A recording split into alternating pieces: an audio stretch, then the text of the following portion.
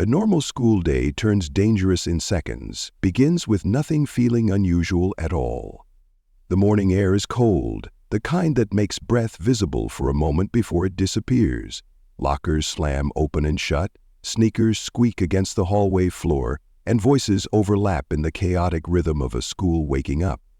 It's the kind of day no one remembers later, because it's supposed to be forgettable. Students move on autopilot, eyes half-focused, minds already drifting toward lunch, toward the final bell, toward anything but the present moment. Teachers pass by holding coffee cups, exchanging quick nods, already mentally sorting through lesson plans and attendance sheets. Nothing feels off. Nothing feels wrong. Josh walks through the front doors with a steady pace, his backpack slung over one shoulder, blending into the crowd like he has every other day. He doesn't stand out. He isn't loud. He isn't looking for attention. He keeps his head level, eyes forward, shoulders relaxed. To anyone watching, he's just another student navigating another ordinary morning. What they don't notice is how aware he is of the space around him, how he tracks movement without staring, how he adjusts his pace instinctively to avoid collisions. It's subtle, the kind of awareness most people don't even realize is missing until it's tested. At his side, Lily walks with shorter steps, working hard to keep up. Her backpack looks too big for her small frame, the straps tugging at her shoulders as she grips them tightly. She studies everything with wide eyes, taking in the noise, the height of the lockers, the older students who move with confidence she doesn't have yet. This place wasn't built for someone her size. The sounds echo louder to her, the hallways feel longer. Every laugh that bursts out nearby makes her flinch just a little. Josh slows his pace without saying anything, matching her steps. He positions himself slightly ahead of her, not blocking her view, just enough to make sure she doesn't get swallowed by the moving crowd. Lily doesn't notice the adjustment consciously, but she feels safer walking where she is. She stays close, her fingers occasionally brushing the sleeve of his hoodie as if checking that he's still there. Around them, students are too busy with their own routines to pay attention. No one expects anything out of the ordinary. That's how moments like these slip through unnoticed later, when people try to piece together how things escalated so fast. They forget that danger doesn't announce itself. It doesn't arrive with warning signs or dramatic music. It blends in. It waits until everyone assumes they're safe. Josh hears laughter ahead, louder than the rest, sharp in a way that cuts through the ambient noise. He doesn't turn his head. He doesn't tense. He notes it and keeps walking. Lily hears it too, and her grip on her backpack tightens. She doesn't know why, only that something about the sound makes her uneasy. A group of older students leans against the lockers up ahead, blocking part of the hallway. They're relaxed, confident, taking up space because they can. One of them, Nick, stands slightly forward from the others, his posture loose, his expression bored. He watches students pass not because he's interested, but because he's looking for something to break the monotony. His eyes flick over faces, judging, dismissing, calculating. Josh clocks him instantly, not because Nick is special, but because Josh has learned to recognize people who seek reactions. Nick's gaze lingers a beat too long on Lily as she walks beside Josh. There's a flicker of amusement there, the kind that doesn't come from humor, but from opportunity. Lily feels it before she understands it. She lowers her eyes instinctively, stepping a fraction closer to Josh. The hallway keeps moving. Someone bumps into someone else. A locker door slams. A teacher calls out a warning about running. Life continues, unaware that something has shifted by a degree, barely noticeable, but enough to change everything. Nick pushes off the locker, stepping into the flow of students. It looks casual, accidental. He angles his path just enough to intersect with theirs. Josh adjusts again, subtly guiding Lily to his other side. Nick notices. His lips curl into a half smile. It happens fast, too fast for the crowd to react, too fast for anyone to process it as anything other than another clumsy moment in a crowded hallway. Nick's foot swings out, not wildly, not aggressively enough to draw instant attention. It connects with Lily's shin with a sharp impact that knocks her balance away. She goes down hard, the sound of her fall swallowed by the noise around them. For a split second, the hallway keeps moving. Then Lily's sharp intake of breath cuts through it. She curls in on herself, hands clutching her leg, trying not to cry because she doesn't understand what just happened or why it hurts so much. Josh is on the ground beside her immediately, his backpack forgotten, his attention locked entirely on her. The world narrows to the way her face tightens as she fights tears, the way her breathing stutters. Everything else fades to background noise. Nick doesn't apologize. He doesn't pretend it was an accident. He stands over them, looking down with open amusement, as if he's watching a scene play out exactly the way he hoped it would. The smile on his face isn't big, but it's clear, satisfied. That's when the ordinary day ends. A brother forced to bring his sister to school didn't start with drama or urgency. It started earlier that morning in a quiet house that felt too still. Josh had been halfway through tying his shoes when his phone buzzed. One message was all it took to change the plan for the day. His parents were gone unexpectedly, pulled away by something they hadn't been able to prepare for. There was no neighbor available, no relative who could step in at the last minute. Lily stood in the doorway of her room, watching him with confusion written across her face, sensing that something wasn't right, even if she didn't know. Josh didn't hesitate long. He looked at her, small and unsure, and made the decision without saying it out loud. She wasn't staying home alone. That was never an option. The drive to school was quiet. Lily sat in the passenger seat, swinging her legs slightly, asking questions Josh answered with calm reassurances. She asked if she would get in trouble. She asked if the teachers would be mad. She asked if the big kids would stare. Josh answered each question evenly, not dismissing her worries, not feeding them either. He told her they'd follow the rules. He told her she'd stay with him. He told her everything would be okay.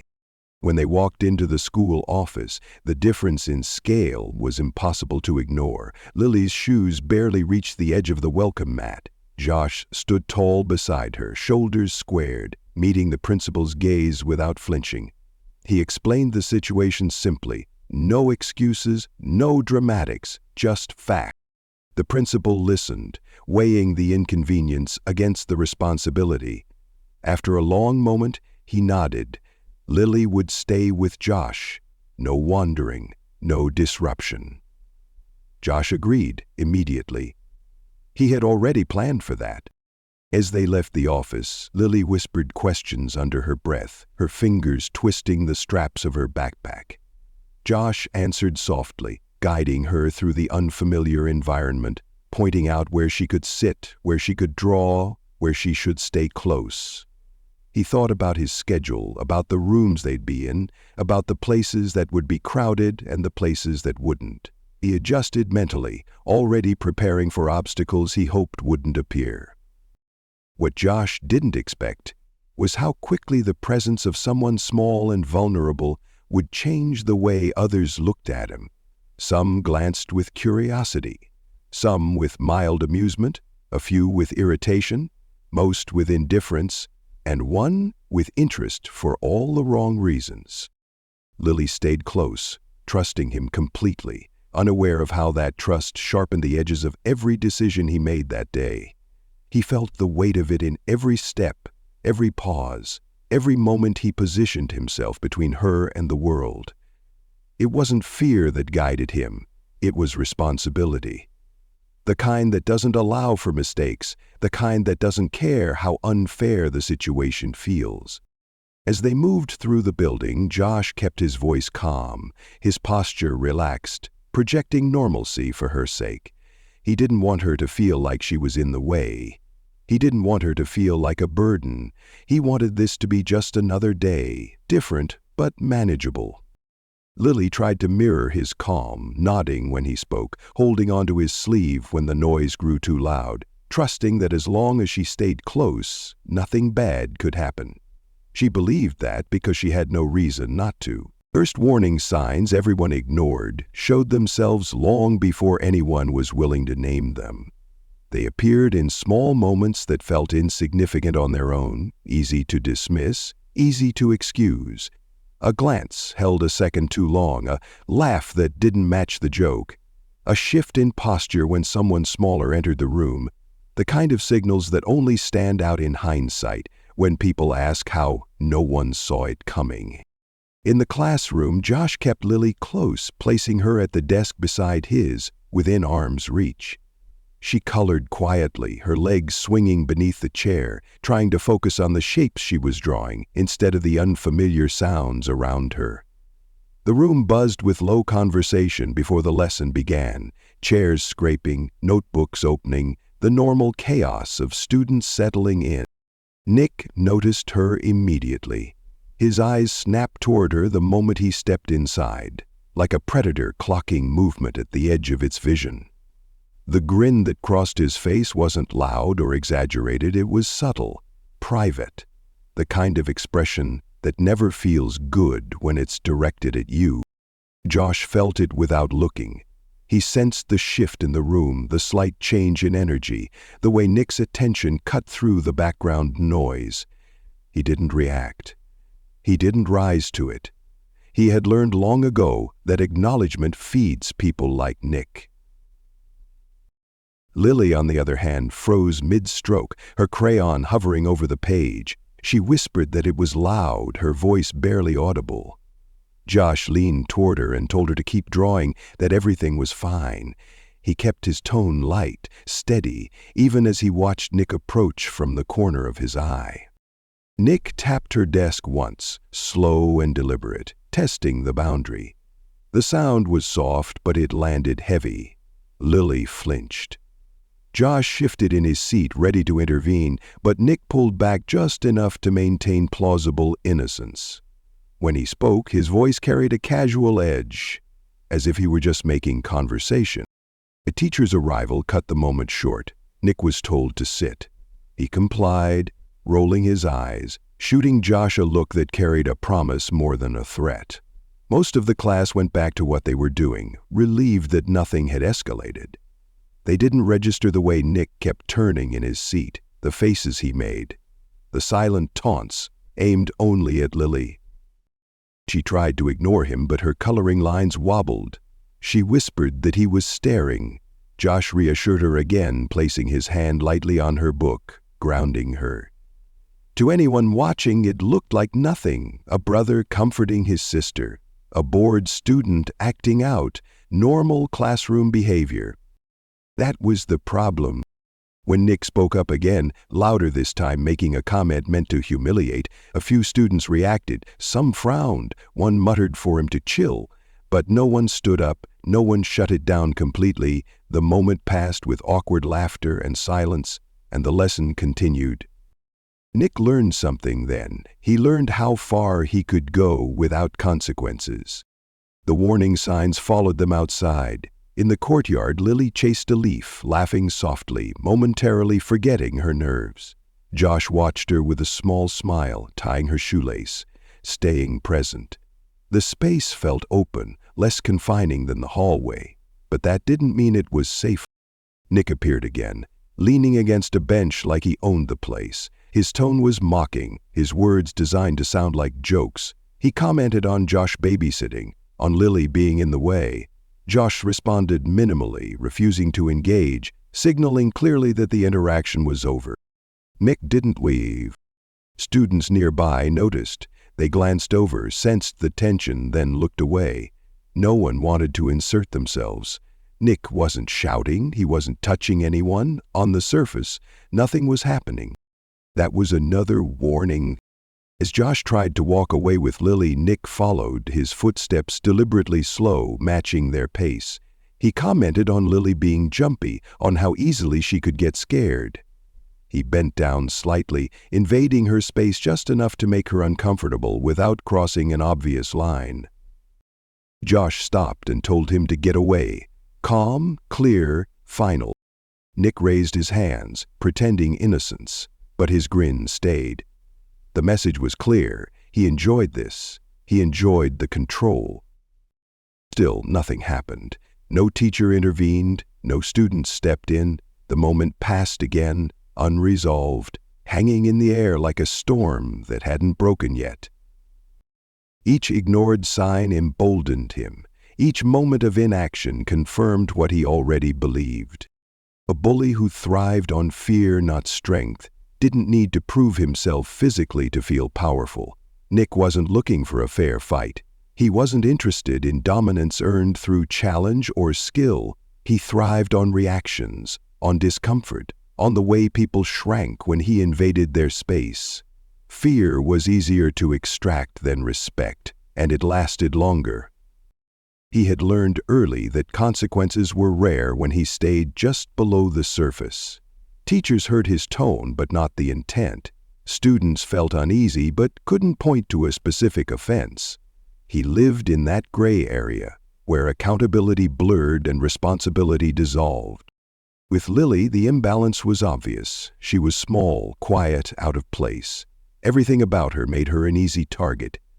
Nick noticed the way she stuck close to Josh, the way she avoided eye contact, the way her shoulders tightened when he spoke.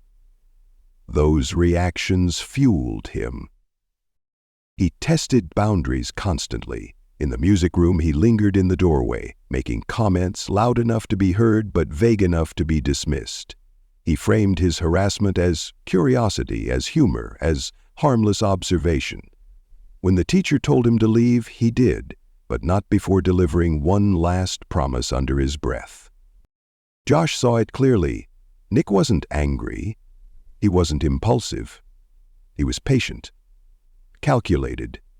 He returned again and again, not because he had to, but because he wanted to.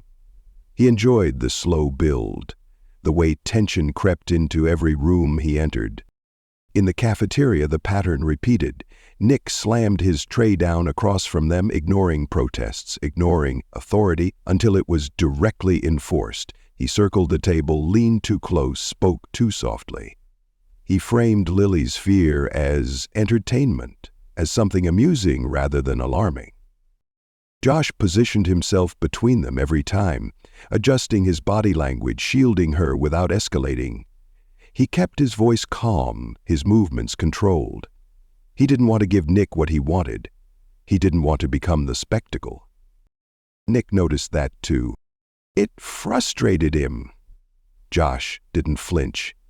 He didn't raise his voice. He didn't react the way others did.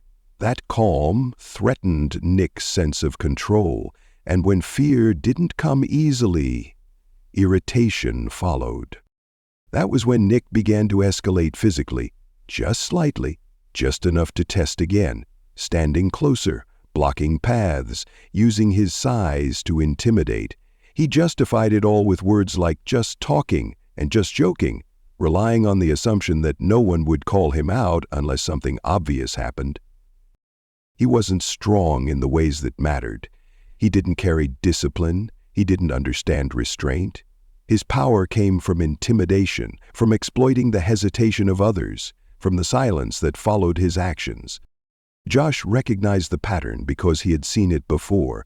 People like Nick mistook kindness for weakness. They assumed patience meant fear. They believed restraint was submission. Lily felt the danger in a way she couldn't articulate. Her hands shook when she held her lunch. Her voice dropped when she spoke. She stayed pressed against Josh's side, trusting him to read the situation for her, to know when it was time to move, when it was time to stop. Nick watched all of it, filing it away, waiting for the moment when he could turn the discomfort into something sharper.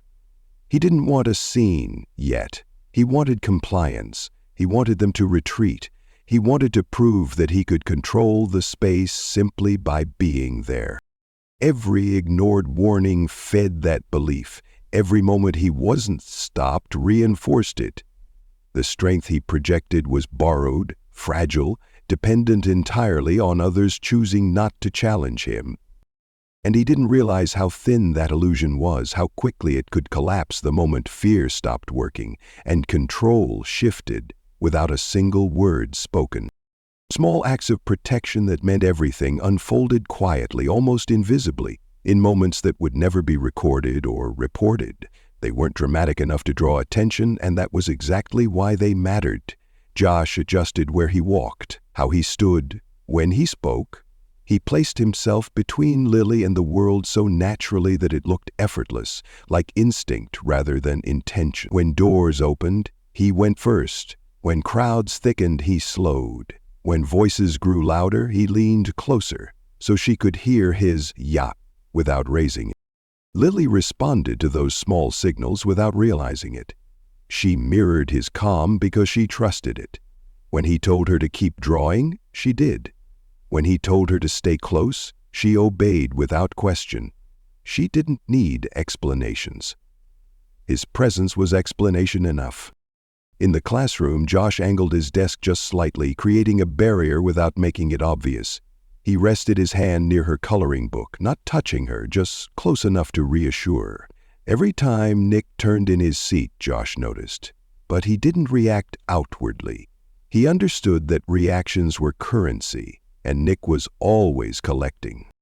When Lily's lines began to shake, Josh quietly suggested she switch colors, redirecting her focus. It was a small thing, but it worked. Her breathing slowed, her shoulders dropped. The moment passed without anyone else noticing that it had almost tipped in the wrong direction. Between classes, the hallways surged with bodies and noise. Josh timed their movement carefully, waiting for breaks in the crowd, guiding Lily along the edges where lockers created narrow lanes of relative safety. He kept his hand low, easy for her to reach without feeling trapped. When someone brushed past too close, he shifted his stance without comment, absorbing the impact himself. Lily noticed those things in fragments. She noticed that she didn't get bumped as much when she walked beside him. She noticed that the loudness didn't feel as overwhelming when he was there. She noticed that when she looked up, he was always already watching, already aware. Outside, in the courtyard, the air felt different. Open, less confined. Lily laughed as she chased the leaf, forgetting for a moment where she was. Josh let her go just far enough to feel free, never far enough to be vulnerable. He tied her shoelace carefully, his back partially turned to the rest of the space, but his awareness still wide, tracking movement without staring. Nick's shadow stretched across the pavement before his voice arrived. Josh didn't jump.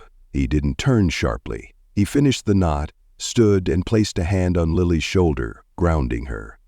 That single touch steadied her more than words could have. When Nick spoke, Josh answered minimally. No insults, no challenges, just boundaries.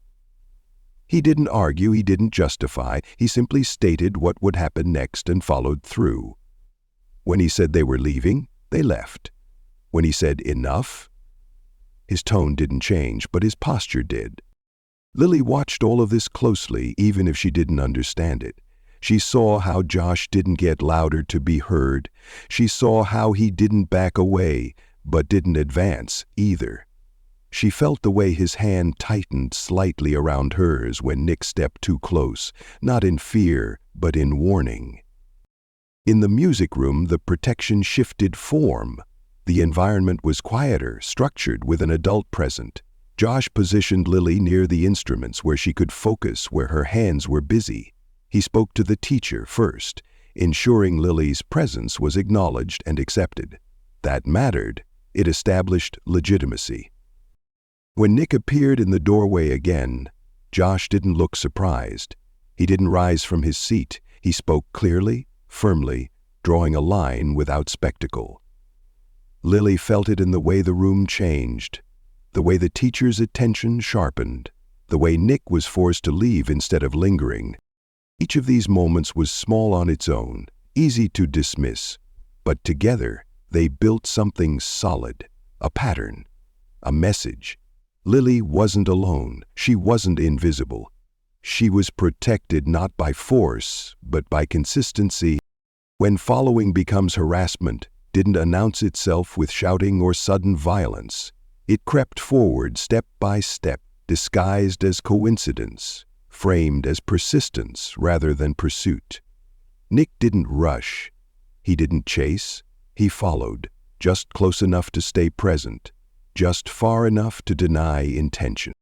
In the courtyard, after Josh had made it clear they were leaving, Nick matched their pace. His footsteps dragged deliberately, creating a rhythm that made Lily's stomach tighten. She glanced back once, then again, each time finding him still there, still watching. Josh felt her grip on his sleeve tighten, felt the subtle change in her breathing. He told her to keep her eyes forward. He didn't want her measuring the distance. He didn't want her wondering if Nick would close it. Nick spoke louder now, projecting his voice so others could hear without making it a public scene. He commented on how fast Josh walked, on how jumpy Lily seemed, on how easily someone like her could get scared. He framed it as observation, as commentary, never quite crossing into explicit threat. Josh didn't answer at first. He knew the pattern. He knew that acknowledgement would be taken as permission. He focused on the path ahead, the doorway, the next controlled space. But Nick didn't stop. He bent slightly, angling his body to invade Lily's line of sight. He addressed her directly, violating the boundary Josh had already set. Lily retreated behind Josh instinctively, pressing into his back, her voice small as she whispered that she didn't like him. That was the moment the dynamic shifted. Josh stopped walking. He turned just enough to face Nick without fully exposing Lily. His voice was calm, low, and unmistakably final. He told Nick to get away. He didn't shout. He didn't threaten. He stated a boundary and held it. Nick raised his hands in mock surrender, smiling as if amused by the seriousness of it all, but he didn't leave. He lingered, his grin carrying something sharper now. He had been told no, and that alone irritated him. Other students noticed. They slowed. They watched. Some exchanged glances. No one intervened. Nick took note of that too. Inside the building, the following continued. In hallways, near doors, at corners where crowds thinned. Nick always appeared just behind them, close enough to be felt, far enough to be deniable. He commented on Lily's size, her fear, Josh's protectiveness. Each remark was designed to chip away, to normalize his presence, to make retreat feel inevitable. Josh adjusted again, keeping Lily on the inside of turns, placing his body between her and the open space. He didn't accelerate. He didn't run. He refused to show urgency. Urgency would signal vulnerability. Lily's voice shook when she asked if they could hurry. Josh told her quietly that everything was okay, that following didn't mean touching, that as long as she stayed with him, nothing would happen. He needed her calm. Panic would make everything harder. Nick laughed when he heard that reassurance, mocking the idea that Josh could control the situation. He circled wider now, testing angles, blocking paths for half a second before stepping aside.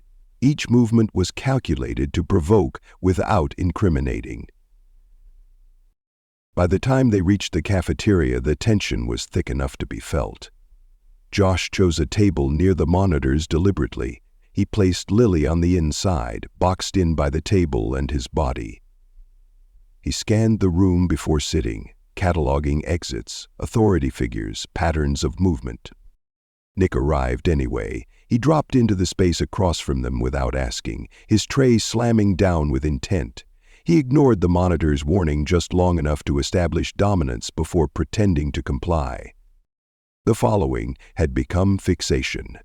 The coincidence was gone. The pattern was undeniable. Nick leaned in, speaking softly now, savoring Lily's discomfort, enjoying the way her shoulders rose as she tried to make herself smaller. He suggested that hiding wouldn't last forever. He challenged Josh directly, asking what he was going to do. Josh didn't answer immediately. He didn't need to. He shifted closer to Lily, placing a steady hand against her back, anchoring her. His eyes stayed on Nick, unblinking, unprovoked. The room watched in silence. Everyone sensed that something had crossed a line, even if they couldn't articulate when. Following had become harassment not because of one action, but because of the accumulation, the persistence, the refusal to disengage. Nick thrived on that edge, on the space where fear lived. He believed he controlled it. He believed that as long as he didn't strike, he couldn't be stopped. He believed that Josh's restraint was hesitation, that Lily's fear was permission. He didn't understand that restraint was a choice, not a limitation, and that following someone who refuses to retreat only tightens the circle around you without you realizing it. The moment the line was crossed arrived without ceremony, without hesitation, without the dramatic build-up people expect when everything is about to change. The hallway was crowded, loud with lockers slamming and voices overlapping, students rushing to their next class without looking where they were going. Josh guided Lily through the moving bodies, her small hand locked tightly in his, her steps quicker now, less curious and more cautious. She stayed close, almost pressed to his side as if proximity alone could shield her. Nick came from behind, his presence felt before it was seen. His steps were heavier now, less playful, no longer pretending to drift. Lily sensed it instantly. Her grip tightened, her breathing shallow as she whispered that he was too close. Josh told her to keep walking, eyes forward, voice steady. He adjusted his position, angling his body to block her from view. That was when Nick acted.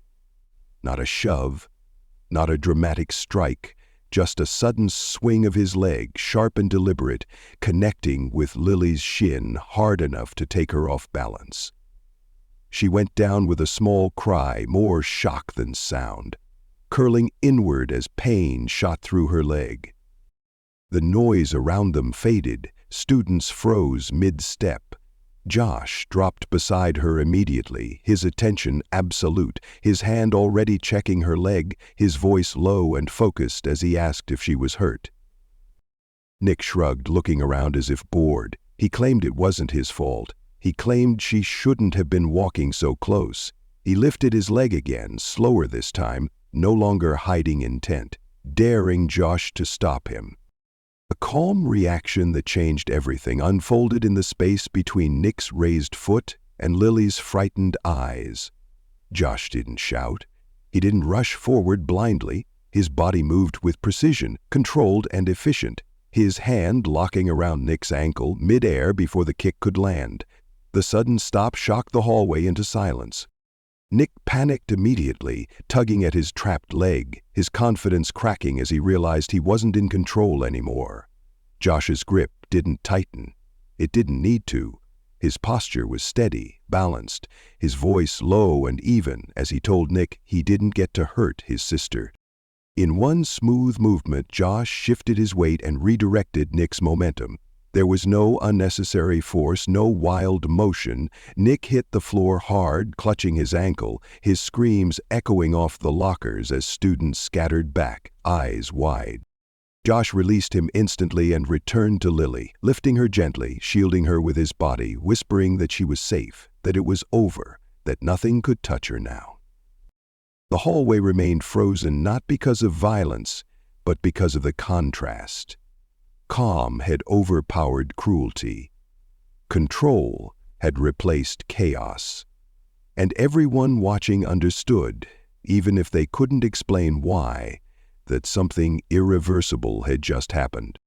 Why training isn't about violence but control became clear in the way Josh carried himself after the confrontation. He didn't stand over Nick. He didn't posture or threaten. He stayed where he was, grounded, breathing evenly, his attention fixed entirely on Lily. His movements were deliberate, measured, as if every action had already been decided long before the moment arrived. There was no adrenaline-fueled panic, no shaking hands, no anger spilling over. He adjusted his stance instinctively, keeping his balance centered, aware of the space around him without needing to look. Students whispered that he must be trained, that no one reacted that fast without practice. Josh didn't acknowledge them. He wasn't interested in recognition. Control meant knowing when to act and when to stop. The moment Nick hit the floor, the situation ended. There was no follow-up strike, no attempt to prove dominance. The strength on display wasn't in the takedown, but in the restraint that followed. Security footage reveals the truth later stripped away. Every excuse. In the quiet of the principal's office, the screen played the moment back with brutal clarity. Nick's pursuit, the sudden kick, Josh's immediate response. The footage showed what words couldn't twist. It showed intent, it showed defense, it showed a clear line crossed and a controlled reaction to stop it. As the video paused, the room felt heavier, the truth undeniable, the narrative no longer something anyone could argue or reinterpret. There was something within the truth to collapse. The shift in power didn't announce itself loudly, but everyone felt it the moment Nick hit the floor. The hallway, once loud and chaotic, seemed to contract around the scene. Students who had been rushing to class slowed, then stopped altogether. Conversations died mid-sentence. Even the echo of lockers slamming faded into the background. Nick's confidence evaporated as quickly as it had appeared earlier that day. He lay there clutching his ankle, his face twisted, not just with pain but with confusion. This wasn't how it was supposed to go. He had followed the same pattern he always used, pushed the same limits, expected the same silence in return. Instead, he was the one on the ground, exposed and suddenly very aware of how many eyes were on him. His shout sounded different now, less threatening, more desperate. The authority he believed he carried dissolved under the weight of reality. People who had avoided his gaze before were staring openly. Some stepped back instinctively, not out of fear of him, but out of recognition that whatever protected him before no longer applied. Josh didn't look at the crowd. He didn't look at Nick. Beyond confirming he wasn't moving toward Lily again, his focus never wavered from his sister. He held her securely, adjusting his grip to make sure she was comfortable, checking her leg again, speaking softly enough that only she could hear him. The calm in his voice stood in sharp contrast to the chaos Nick was creating with his cries. Teachers arrived quickly, drawn by the noise and the sudden standstill in the hallway. They took in the scene piece by piece. Nick on the floor, Josh kneeling with Lily in his arms, the ring of students keeping their distance. Questions came fast, but Josh answered slowly, clearly, without embellishment. He stated what happened. He stated why he acted. He didn't accuse, he didn't dramatize. He let the facts speak. Nick tried to talk over him, his words tumbling out in a rush, excuses layered over each other. He claimed it was an accident. He claimed he hadn't meant anything by it. He claimed Josh overreacted. But his voice cracked as he spoke, and the story shifted each time he told it. The inconsistency didn't go unnoticed. Lily stayed quiet, her face pressed against Josh's shoulder, listening more than speaking. When she did speak, her voice was small but steady. She said he hurt her. She said she was scared. She said he kept following them. Those simple statements landed heavier than Nick's frantic explanations. The walk to the office felt longer than it was. Josh carried Lily the entire way, ignoring the ache in his arms, aware that every step mattered. Students lined the hallway, whispering as they passed. Some looked impressed. Some looked shocked. Others looked guilty, as if they were realizing for the first time that watching and doing nothing still meant being part of it. They would be lost again soon, and the loss of mental possibilities must be devastating. Inside the office, the air was quieter, controlled. The principal listened without interrupting, his expression neutral but attentive. When Josh finished, he asked for evidence, not out of doubt, but out of procedure. Josh pointed to the cameras without hesitation. He had nothing to hide. The footage played on the screen in silence. Every angle removed another layer of ambiguity.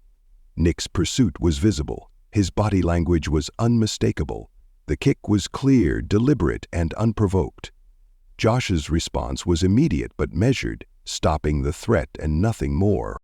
The principal paused the video and leaned back, the decision already made. There was no room for interpretation left. The rules were clear. The violation was severe. The consequence followed. Nick's future at the school ended in that moment, not because he lost a fight, but because his behavior finally met accountability that couldn't be avoided or dismissed. Nick's protests fell flat. There was no audience left to impress, no leverage remaining. He was escorted out, his anger replaced by disbelief, then silence. The power he had relied on was gone, stripped away not by force, but by exposure. Josh remained where he was, Lily still in his arms, feeling the tension drain from her body as the room settled. The principal addressed her gently, acknowledging what she had endured, affirming that she had done nothing wrong. He told Josh plainly that he had acted in defense, that restraint mattered, that control mattered. As they left the office, the school felt different. The same hallways, the same lockers, the same noise, but the weight had shifted. The threat that had followed them all day was gone. The silence Nick once commanded had been replaced by something else entirely. Lily noticed it first, the way students stepped aside instead of crowding, the way a few offered small smiles, nods of reassurance. She stayed close to Josh, but her grip loosened. Her steps grew lighter. The fear that had tightened her movements all day began to ease. She asked him quietly if it was really over. He told her yes. He told her she was safe. Not as a promise this time, but as a statement of fact.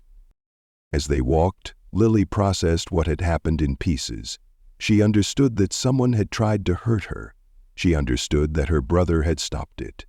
What she was still learning was why it mattered how he did it. She noticed that he hadn't yelled.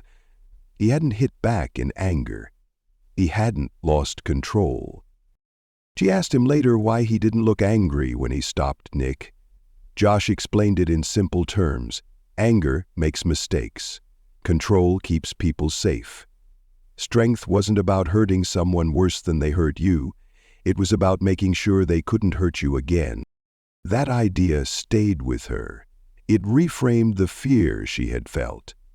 The hallway no longer seemed like a place where bad things happened without warning.